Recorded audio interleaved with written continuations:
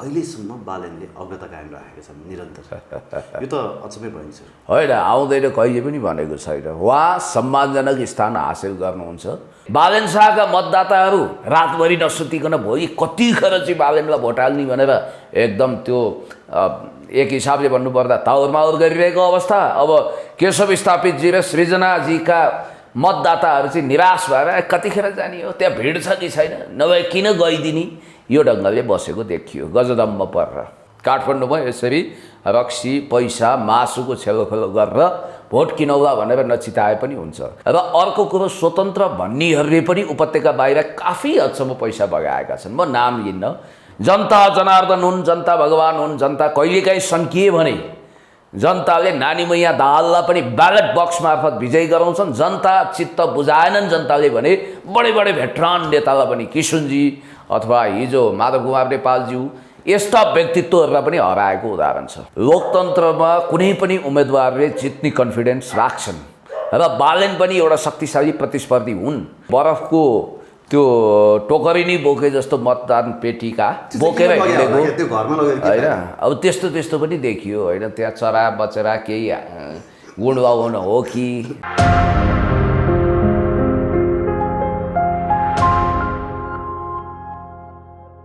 दर्शकवृन्द नमस्कार।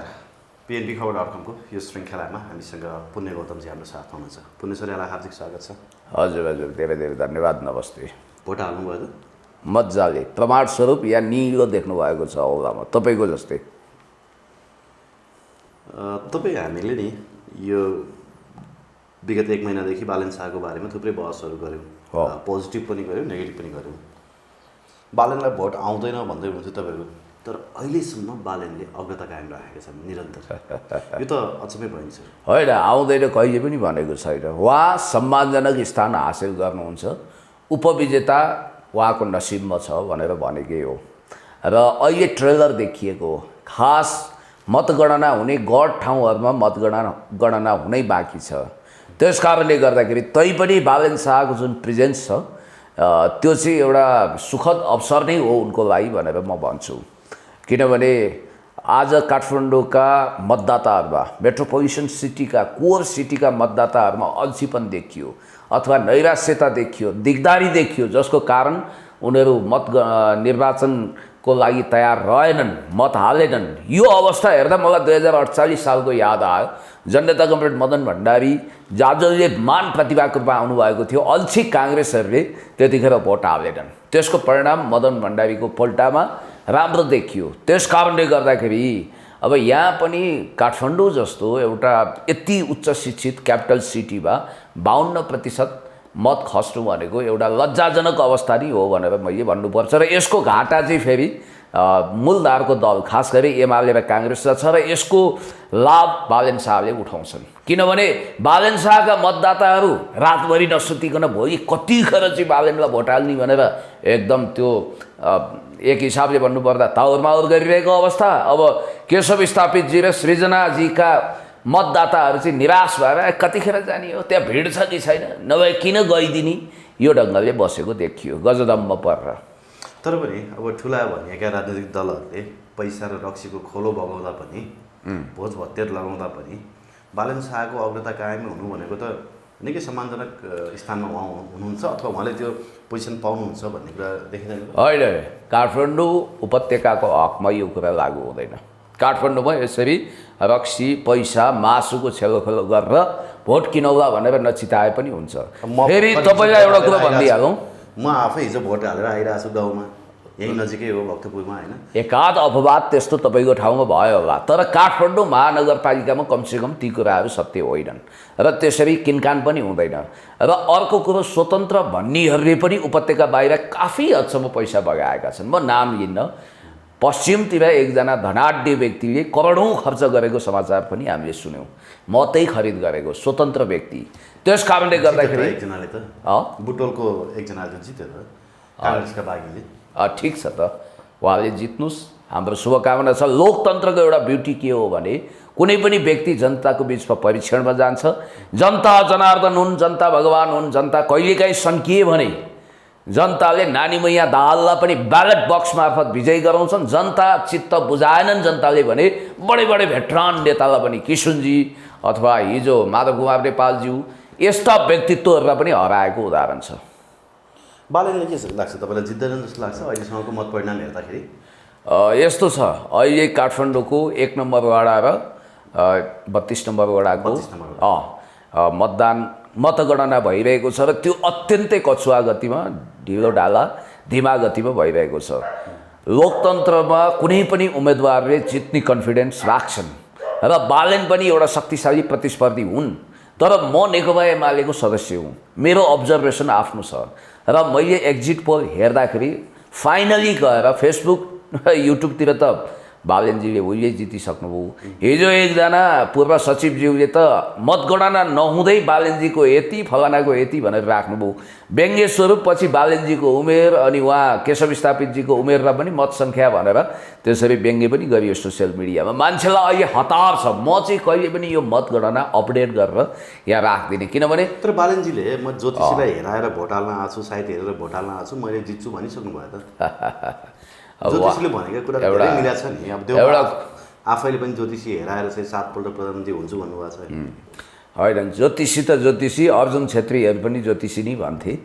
अब उहाँले कसलाई देखाउनु हो, के गर्नु हो, ठिक छ, जित्छु भन्ने आत्मविश्वास प्रकट गर्नु एउटा कुरा हो। तर मलाई ताजुब लागेको कुरा चाहिँ के भने इन्जिनियरिङको स्टुडेन्टले म ज्योतिषीलाई हेराएर आएको छु, विज्ञानको विद्यार्थीले म यति कन्जर्भेटिभ छु भन्न चाहिँ मिल्दैन थियो होला। अनि अर्को कुरो चाहिँ जस्तो मलाई कतिपय मान्छेहरूले तपाईँले बालेनजीको विषयमा कुनै पनि टिक्का टिप्पणी नगर्नुहोस् भन्नुहुन्छ। मैले बालेनको सकारात्मक पक्षको बयान पनि गरेको छु र केही उनको देवत्वकरण गर्नु हुँदैन, उनलाई अहिले प्रशंसा गरेर बिगार्नु हुँदैन। उनको पोटेन्सियालिटी छ, भोलि उनी दलमा आउन सक्छन्, स्वतन्त्र बस्न सक्छन्, राजनीति नगर्न सक्छन् अथवा के गर्न सक्छन्, त्यो उनको अधिकारको कुरा हो। जस्तो मैले अस्ति एउटा पोस्ट हालेँ, त्यसपछि मलाई त हेर्नुहोस् धम्कीका सिलसिलाहरू यति धेरै चल्यो कि मैले त्यहाँ स्पष्ट रूपमा प्रमाणसहित तपाईँलाई अहिले फोटो पनि म देखाइदिउँ होला। युएस युथ काउन्सिलको उहाँ मेम्बर हुनुहुन्छ। त्यो भनेको चाहिँ 2008 मा गगन थापा अमेरिकी दूतावासको की कन्ट्याक्ट पर्सन थिए, हो त्यही पद रहेछ। त्यसलाई ट्रान्सफर्मेसन गरेको रहेछ, किनभने की कन्ट्याक्ट पर्सन भन्ने बित्तिकै त्यो बदनाम भयो र यो युएस एम्बेसी युथ काउन्सिलमा 11 करोड बजेटिङ गर्दो रहेछ र त्यो सिधै त्यसमा रहस्यमय कुरा के छ भने पेन्टागन र सिआइएले सिधै इन्ट्रेस्ट राखेर लगानी गर्ने, खास गरी थर्ड वर्ल्ड कन्ट्रीका युवाहरूमाथि अमेरिकी प्रभाव विस्तार गर्ने, अमेरिकी वर्चस्व विस्तार गर्ने र तिनीहरू कुनै पनि एमसिसी लगायतका प्रोजेक्टहरूको विरोध गर्दैनन् र अमेरिकी स्वार्थको कुनै न कुनै हिसाबले उनीहरूले प्रतिनिधित्व गर्छन्, डिफेन्स गर्छन्, उनीहरूलाई पैसा हुन्छ, ट्राभलिङ हुन्छ, मोजमस्ती हुन्छ। त्यस कारणले गर्दाखेरि मैले तपाईँलाई भनिहालेँ गगन थापाजीको सच्चा उत्तराधिकारी बनाएर पेश गर्नको निम्ति अमेरिकनहरूले उहाँमाथि ठुलो एक खालको लगानी अरू स्वतन्त्र विश्लेषकहरूले पनि कुनै न कुनै विदेशी शक्तिको हात छ बालेन शाहमाथिको लगानीमा भन्ने कुरा त गरेका छन् होइन। यद्यपि त्यसो हुने हो भने त फेरि तपाईँहरू भन्दै हुनुहुन्छ जित बालेन शाहको हुँदैन, किन अझै केशव स्थापितको गढ सृजना सिंहको गढको मतहरू काउन्ट गर्ने बाँकी छ होइन, त्यो गणना गर्ने बाँकी छ, त्यसले फरक नतिजा दिन्छ भनेर फेरि तपाईँहरू भनिरहनु भएको छ र विदेशी शक्तिको हात छ भन्दाखेरि त यो आफैमा बायस होइन। यस्तो होला नि त, काठमाडौँ विदेशी शक्तिको हातबाट त जित्नुपर्छ नि होइन। मैले तपाईँलाई भने विदेशीले सबै ठाउँमा करिश्मा गर्न सक्दैन। विदेशी शक्तिको हात हुन्थ्यो भने सबै विदेशी एजेन्टहरूले चुनाव जित्थ्यो होलान्। मैले तपाईँलाई अर्को कुरा पनि भनौँ, नारायण खड्का कहिले हार्दैन थियो होलान्, रामशरण महतलाई पराजय भन्ने उनको शब्दकोशमै हुँदैन थियो होला, अथवा प्रकाश चन्द्र लोहनीको कहिले हार हुँदैन थियो होला, किनभने उनीहरू विदेशीको अनन्य पात्र। पशुपति शमशेर जवरा जसले महाकाली सन्धिको ड्राफ्ट गर्नुभयो जलस्रोत मन्त्री हुँदा राप्रपा नेता, उहाँले पनि पराजयको स्वाद चाख्नु पर्दैन थियो होला। विदेशीले मात्रै सबै कुरो खेलो फड्को गर्दैनन्, तर उनीहरूमाथि इन्ट्रेस्ट, उनीहरूमाथि लगानी हुन्छ। एउटा इन्ट्रेस्टिङ कुरो मैले तपाईँलाई गरिदिइहालौँ, जस्तो यो कुरा भनिरहँदाखेरि गाँजालाई लिगलाइज गर्नुपर्छ र नेपालमा नसाबाजहरू अर्थात् नसामा रम्नी झुम्नी 90% युवाहरूलाई त्यही ढङ्गले भुत्ते बनाउनुपर्छ भनेर इन्डो वेस्टले जुन ढङ्गले लगानी गरेको छ, एकजना सचिवजी, म यहाँ नाम लिन्न, उहाँले गाँजालाई खुल्ला गर्नुपर्छ भनेर क्याम्पेन गरिरहनु भएको छ। उहाँ बालेनजीको स्टार प्रचारक हुनुहुन्छ। मैले कुनै खण्डन गरिरहेको छैन, तथ्यहरूले यो देखाइरहेको छ, तपाईँ सोच्न सक्नुहुन्छ। अहिले त मैले के कुरा पनि सुने भने जस्तो एउटा वर्ग काठमाडौँदेखि विदेशसम्म विकसित भएको छ। त्यो के भने जस्तो तपाईँ पपुलर हुनुभयो, तपाईँ सज्जन हुनुहोस् अथवा दुर्जन हुनुहोस् मतलब छैन, तपाईँ असल हुनुहोस् खराब हुनुहोस् मतलब छैन, तपाईँको देवत्वकरण गर्ने र तपाईँको नाममा पैसा उठाउने ठुलो ग्रुप बनाउने टिकटकमा, फेसबुकमा, युट्युबमा, र त्यसरी त्यसको आडमा आफू पनि पपुलर हुने र आफूले पनि त्यो ढङ्गले आर्जन गर्ने, नाम पनि आर्जन गर्ने, दाम पनि आर्जन गर्ने विभिन्न मान्छेहरू तपाईँले देखिरहनु भएको छ। त्यसकारण ती कहिले भात होटेल खोल्छन्, कहिले उद्योग भन्छन्, कहिले के गर्छन्, त्यस्ता तत्त्वहरूले पनि काँधमा बोकिरहेको तपाईँले देख्नु भएको छ। र भ्रष्टीकरण तिनीहरूले सुरु गर्छन्। म कामना गर्छु, मैले तपाईँलाई अर्को कुरो भने काठमाडौँलाई क्यापिटल सिटी बनाउनु हुँदैन अथवा काठमाडौँ बाहिर राजधानी सार्नुपर्छ भनेर जब बालेनजीले भन्नुभयो, हिजो राजेन्द्र महतोले पनि जनकपुरमा सार्नुपर्छ भनेकै हो। यो विचारसँग सहमत मान्छेले बालेन शाहजीलाई मत दिनुहुन्छ, कुनै ठुलो कुरा होइन। अनि गाँजालाई खुल्ला गर्नुपर्छ भन्नेहरूले पनि त बालेन शाहलाई दिनुहुन्छ। त्यो टाइपको जनमत पनि त यहाँ होला नि त। समाजमा सबै मान्छे विद्वान, शिक्षित, उच्च शिक्षित, देशभक्त हुँदैनन् नि। कतिपय नसावाज हुन्छन्, कतिपय धोकेवाज हुन्छन्, कतिपय फ्रड हुन्छन्, कतिपय त्यस्तै खालका सण्डमुसुण्डहरू हुन्छन्। अनि अर्को कुरो मैले तपाईँलाई भनिहालौँ, एकाथरी इनोसेन्ट नयाँ भोटरहरू जसलाई व्यक्तिको विषयमा कुनै चासो लिनु छैन, यसो हेर्छन् ऱ्याप पप, वाह बालेन दाई वाह भन्छन् होइन, हा गर्छन्। म उठेँ भने भोलि भविष्यमा उनीहरूले पार्टी हेर्दैनन्, पुण्य दाई, हाम्रो सोसियल मिडियाको दाई, टिकटक जाओस् न दाई भन्ने आउने। अनि एक टिकटक इक्वल टु एक भोट टाइपका मान्छेहरू पनि अहिले यो जेनेरेसनमा आइरहेको छ। पछि तिनीहरूको पोलिटिकलाइज होला, उनीहरूको राजनीतिकरण होला, सोसियलाइजेसन होला। अनि अर्को कुरो पनि मैले तपाईँलाई भनिहालौँ कि बालेन शाहलाई अहिले जस्तो केही कर्पोरेट मिडियाहरूले पहिलेदेखि एक्जिट पोल गरेर उहाँलाई लगभग विजेता घोषित गरिसकेका छन्।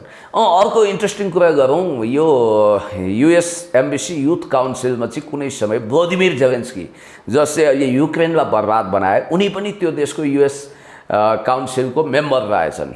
र गगन थापाजी पनि यही खालको सिचुएसनमा हुनुहुन्थ्यो। अहिले उहाँ कहाँ पुग्नुभयो, एमसिसी पारित गर्ने अवस्थामा पुग्नुभयो। जस्तो तपाईँलाई थाहा छ नाकाबन्दी लाग्यो, युद्धभन्दा चर्को, त्यसको बारेमा अब बालेनजीले कहिले पनि बोल्नु भएन।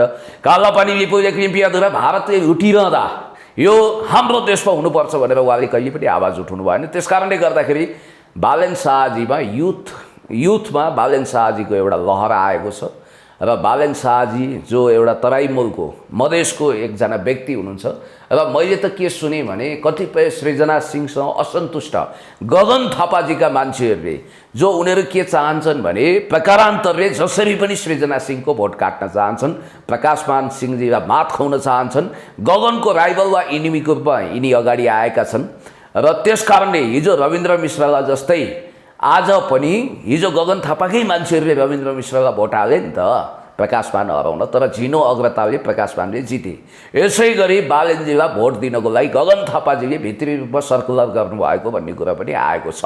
बाहिर बाहिर लोकाचार, भित्रभित्र मानाचार, यी आदि परिस्थितिको कारण, फ्रस्ट्रेट मतदाताहरूको कारण दलहरूको अलिकति लिडेडिपी र फेरि केशव स्थापितजीको एक खालको आफ्नै शैली, बिन्दास शैली।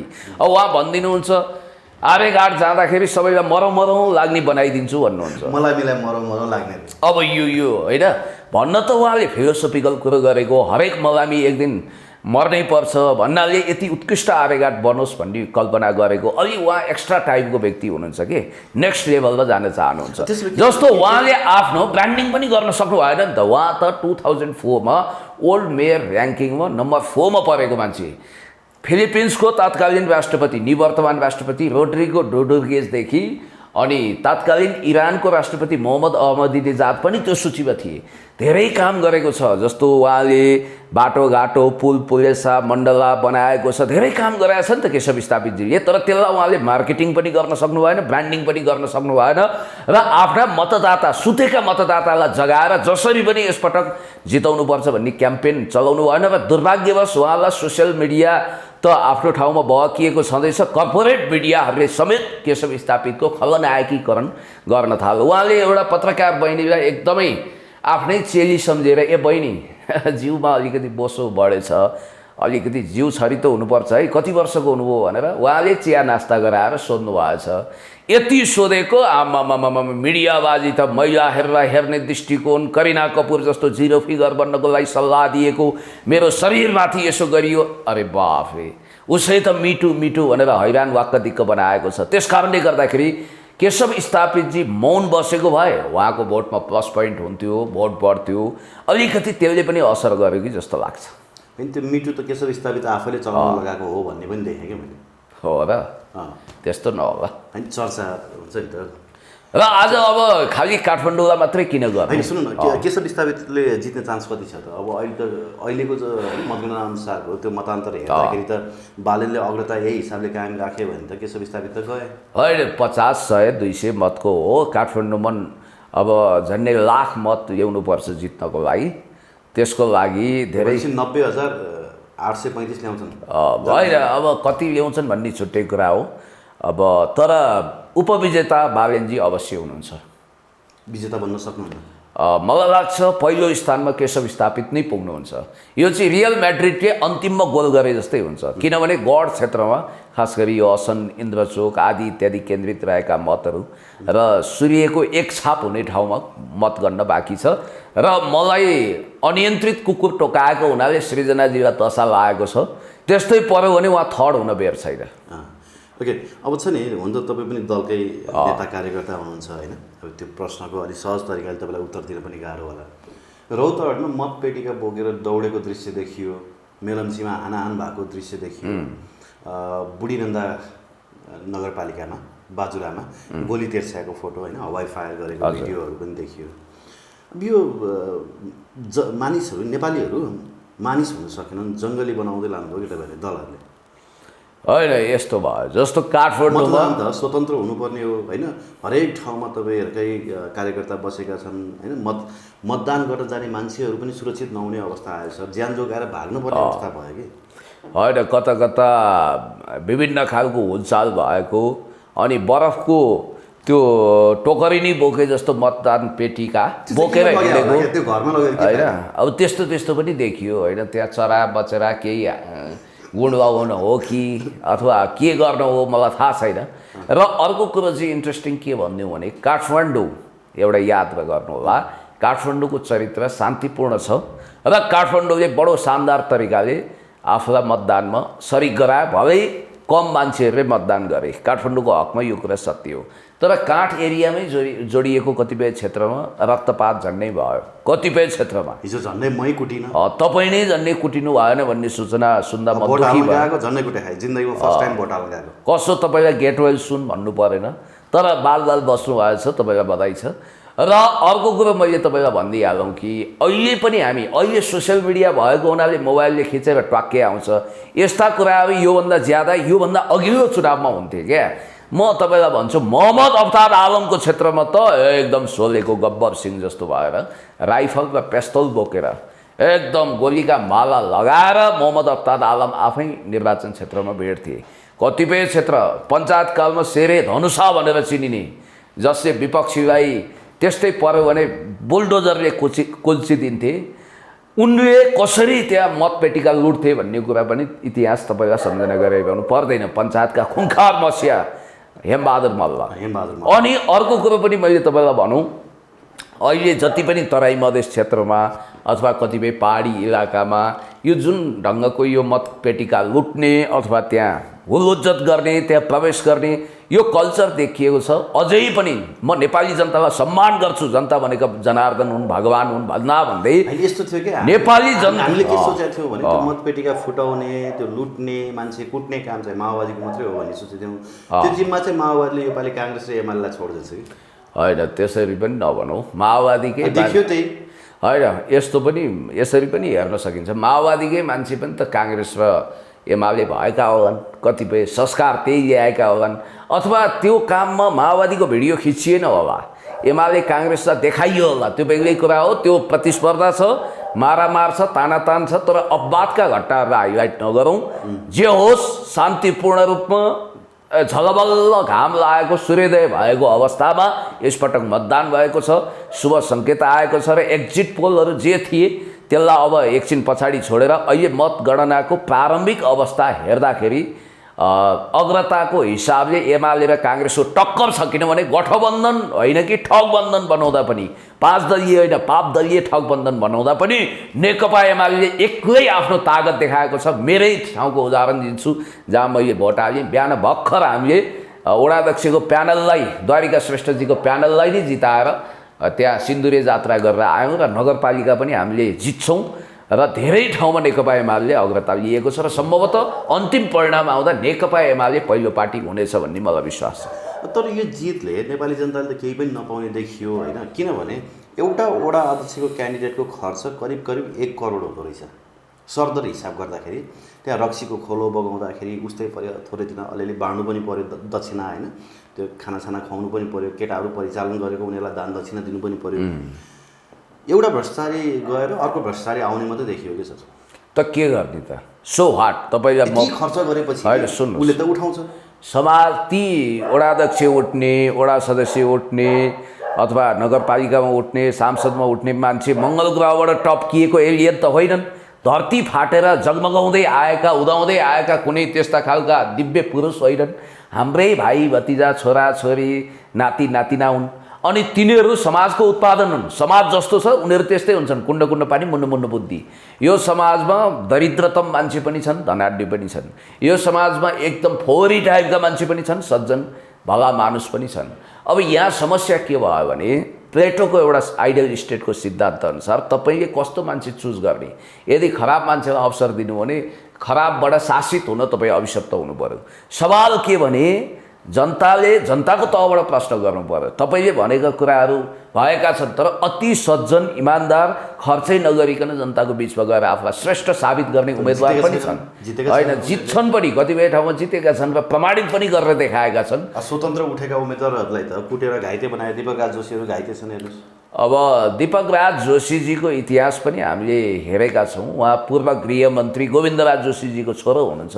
भलै अहिले नेकपा एमाले साथ दिएर उहाँ उठ्नु भएको छ। उहाँको स्वास्थ्य लाभको कामना हामी गर्छौँ।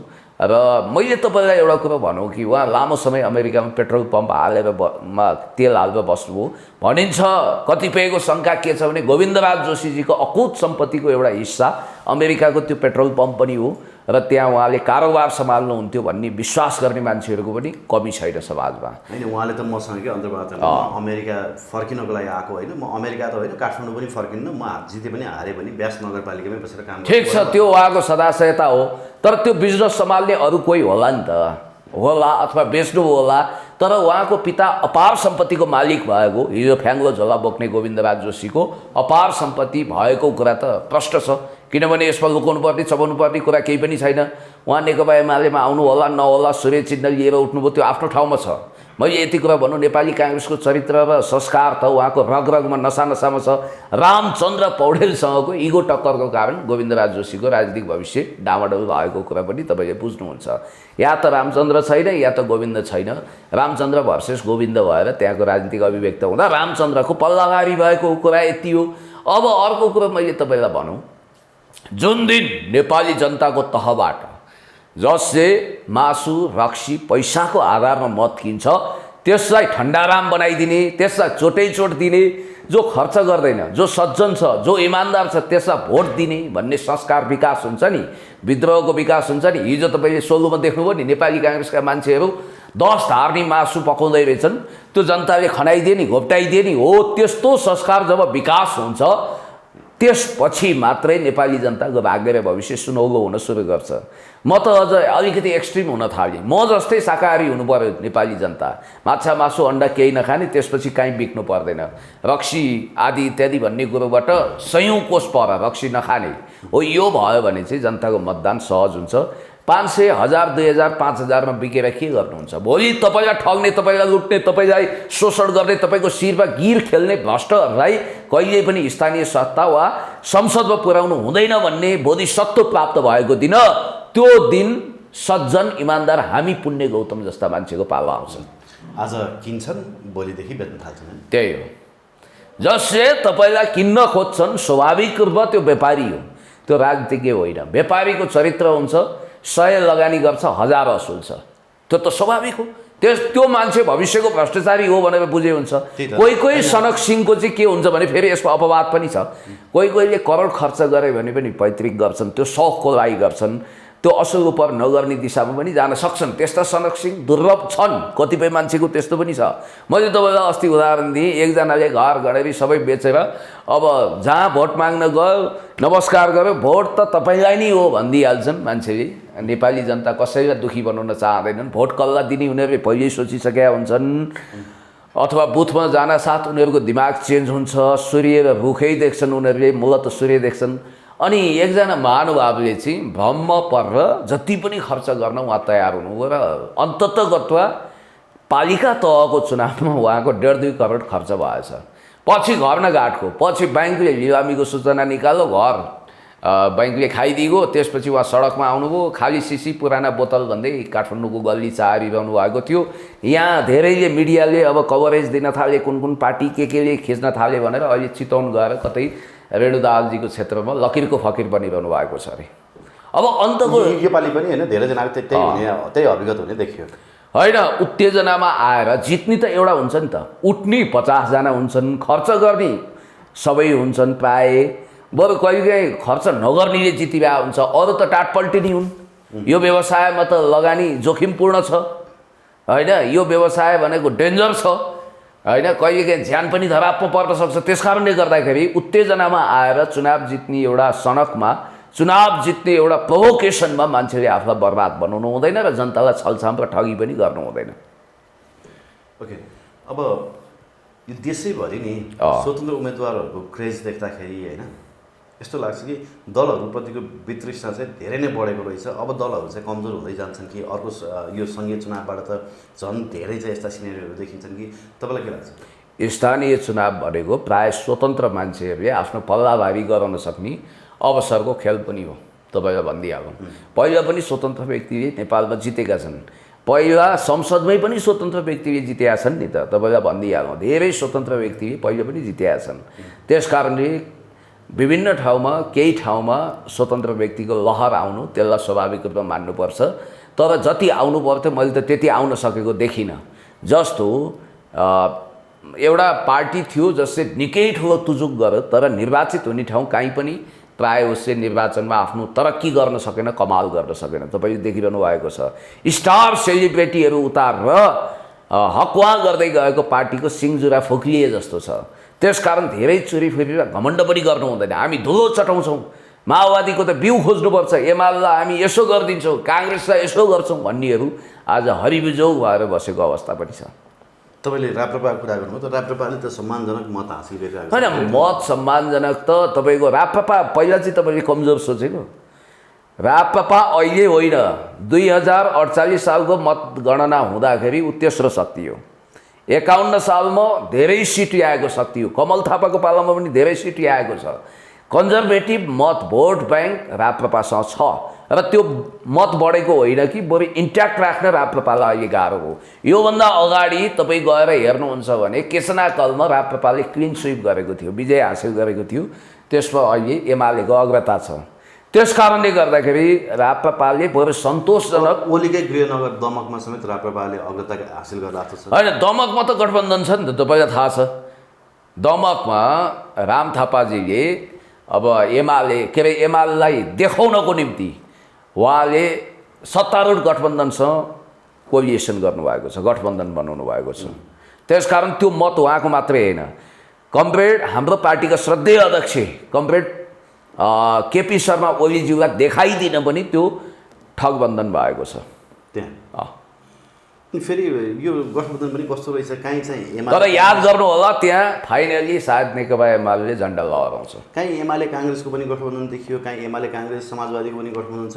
अब चितवनमा हेऱ्यौँ भने फेरि राप्रपा र एमालेको गठबन्धन छ होइन, ठाउँअनुसार होइन। चितवनको अहिलेको भोटिङ सिनारियो हेर्नुहुन्छ भने रेणु दाहालजीलाई बहुत मुस्किल छ। सम्भवतः विजय सुवेदी, नामै विजय सुवेदी, उहाँले विजयको झन्डा लहराउनुहुन्छ। त्यसको एउटा साइड इफेक्ट के देखिन्छ भने तुरुन्तै कमरेड प्रचण्ड यो नेपाली काङ्ग्रेस सुपर धोकेबाज हो भन्दै अब प्राकृतिक सहज गठबन्धन गर्नु पर्यो, धोका भयो, गद्दारी भयो, काङ्ग्रेसको तर्फबाट महाधोका भयो, अब यो बुढा नीलकण्ठको म दर्शनै गर्दिनँ भनेर सिधै बालकोट गएर लौ कमरेड केपी शर्मा ओलीज्यू सकिन्छ पार्टी एकता गरौँ, होइन भने पनि चुनावी गठबन्धन बनाऊँ भनेर उहाँ जानुहुनेछ। यो अवस्था देखियो चितवनमा। त्यसो भए रेणु दाहाल हार्नुहुन्छ? रेणु दाहालजीलाई हार्ने कुरो जित्ने कुरो बहुत मुस्किल छ र विजय सुवेदीजी जित्ने आधारहरू प्रशस्त देखिए। अहिलेको प्रारम्भिक मतगणनाको पनि हुन त यो एउटा सामेलर हो, भोलि मत परिणाम जता पनि पल्टिन कोल्टिन उल्टिन सक्छ, तर पनि रेणु हार्नु खोज्यो भने त अनि फेरि मतपत्र च्यातिएला नि त, त्यहाँ पनि मतपत्र निलिएला। हिजो हाम्रो पार्टीका श्रद्धेय अध्यक्ष कमरेड केपी शर्मा ओलीज्यूले स्पष्ट विज्ञप्ति जारी गरेर धाँधली भइरहेको तपाईँले देख्नु भएको छैन? यत्रो सत्ता शक्तिको प्रयोग गरेर सामदाम दण्ड भेद नीति सबै प्रयोग गर्दा पनि नेकपा एमालेलाई खुम्चाउन सकिरहेको अवस्था छैन। यत्रो सत्ता लाग्दा पाप दलीय भनिने 5 दलीय गठबन्धन लाग्दा, यत्रो गर्दा सामदाम दण्डभेद नीति सबै प्रयोग गर्दा, सत्ता प्रयोग गर्दा, सबै तिगडम गर्दा, विदेशी शक्तिहरू प्रयोग गर्दा पनि केही सिप लागेको छैन। बरु हेर्नु होला यो चुनावको परिणाम पछि कमरेड प्रचण्ड त आउनुहुन्छ, याद गर्नु होला। सायद रेणुले मानौ एकछिनको लागि भवितव्यले नतिजा आफ्नो पल्टामा पारिन् भने पनि मलाई त्यस्तो लाग्दैन त्यहाँ विजय सुवेदीजीले जित्नुहुन्छ। कमरेड प्रचण्डलाई अब काङ्ग्रेसप्रतिको भरोसा उडिसकेको छ र उहाँ नेकपा एमालेमै आउनुहुन्छ, हेर्नु होला। किनभने पहिला पनि रेणुजीले विजय हासिल गरिसकेपछि यसमा इन्टरनेसनल फ्याक्टर पनि छ। फेटर्नल रिलेसन भएको मित्रराष्ट्र चाइनाले पनि प्राकृतिक वामपन्थी गठबन्धन देख्न चाहन्छ। या घर न घाटको हुने अवस्था त नेकपा माधव नेपालले नेतृत्व गरेको पार्टीको छ। त्यो पार्टीमा पनि माधव नेपालजी बिचरा हुनुहुन्छ र त्यहाँका मोर देन 90% नेता कार्यकर्ता नेकपा एमालेमा आउनेछन् र आगामी संसदीय चुनाव हुँदै गर्दाखेरि नेकपा एमाले देशको सबैभन्दा सुदृढ बलियो र झन्डै 2/3 नै हासिल गर्ने आत्मविश्वास सहितको शक्ति हुनेछ, आत्मबल पनि हुनेछ। ओके, अब अन्तिममा होइन तपाईँले बालनजीले जित्न गाह्रो छ भन्नुभयो। अब अरूहरूसँग कुराकानी गर्दा चाहिँ धाँधली भएन मतगणनामा भने चाहिँ बालनले जित्न सक्छ। होइन, कसरी धाँधली हुन्छ? काठमाडौँमा त धाँधली हुँदैन, कुनै चान्स छैन, नो चान्स।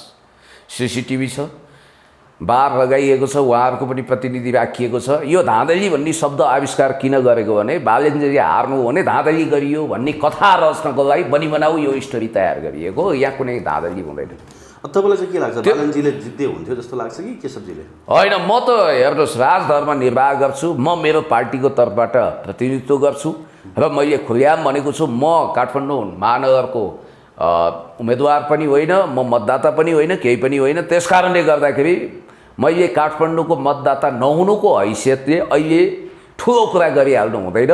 तर मलाई लाग्छ आखिर सामाजिक सञ्जालमा लोकप्रियता बालनजीले हासिल गर्नुभयो, त्यो लोकप्रियता बडो शङ्कास्पद बिन्दुमा छ। कति भोट कट्ला बालनजीको? उहाँले त 90,835 भन्नुभएको छ। तपाईँको उहाँ त रिठे झाँक्री जस्तो हुनुभएको छ। मलाई लाग्छ पहिला रन्जु दर्शन आएर किशोर थापाको मत जोड्दा जति आउँछ लगभग त्यही रेसियोमा उहाँले प्राप्त कट्छ। 40,000 अराउन्ड होला अथवा 50,000 कट्यो भने त जित्नुहुन्छ त। होइन, 60,000 साकेले 60,000। एउटा कुरो तपाईँलाई भनिदिउँ, 60,000 50बाट 60 हुन गाह्रो छ नि त। 50बाट 60 10,000 बढ्नुपर्छ नि त। एक मतले पनि हार जित हुन्छ। त्यस कारणले गर्दाखेरि अब हेर्नुहोस्, पृथ्वीमा यो नै अन्तिम सत्य हो, ध्रुव सत्य नै माथिबाट ठिकै लगाएर हाम्रै क्यान्डिडेटले जित्छन् भनेर छाती ठोक्नु त भएन। तर मलाई आत्मविश्वास छ मेरो इन्फर्मेसनमा अन्तिम नतिजामा अन्तिम 11th आवरमा केशव स्थापितले नतिजा आफ्नो पल्टामा पार्नुहुनेछ र उहाँ फेरि पनि एक टर्म मेयरको रूपमा उहाँ निर्वाचित हुनुहुनेछ र उपविजेता हुने सौभाग्य बालन शाहजीलाई मिल्नेछ र उहाँ आफ्नो इन्जिनियरिङको पेसामा मजाले फर्किनुहुनेछ। अर्को एउटा कुरा नि, जस्तो डललधुरामा देउवाको आफ्नै ओडामा बागी उम्मेदवारले जित्दिनु भयो अनि उहाँले करुवा सरुवामा भोट नहाल्नु भन्नुभएको रहेछ हाम्रो आर्जु देउवा म्याडमले। करुवामै भोट गएर उहाँले जित्नुभएछ। करुवा अब सरुवा भयो, रुखबाट करुवातिर गयो। यसको मतलब के बुझ्नु पर्यो भने मलेसियाको कोटा आएको छ 4-5 जनालाई, त्यो सुटुक्क भनेको अब त्यस्ता केटाकेटी कुराहरू मासको बिचमा पढिलेखेकी आरजु म्याडम फर्स्ट रेडीले गर्नु भनेको लज्जास्पद कुरा थियो। त्यसको स्वाद बागे झाप्पु जनताले चखाइसकेका छन् र यो एउटा शेरबहादुरजीलाई खतराको घन्टी पनि हो। डडेलधुरा तपाईँको मौजा होइन, तपाईँको जमिनदारी होइन शेरबहादुरजी। भावी दिनमा तपाईँ त्यहाँ गएर चुनाव लड्दा तपाईँ पनि डेन्जर जोनमा पर्नुभयो। अब डडेलधुरावासीले तपाईँलाई पनि पराजयको स्वाद चखाउन सक्छन् भन्ने स्पष्ट म्यासेज जनताले दिए। हस्, धन्यवाद। धेरै धेरै धन्यवाद, थ्याङ्क यू।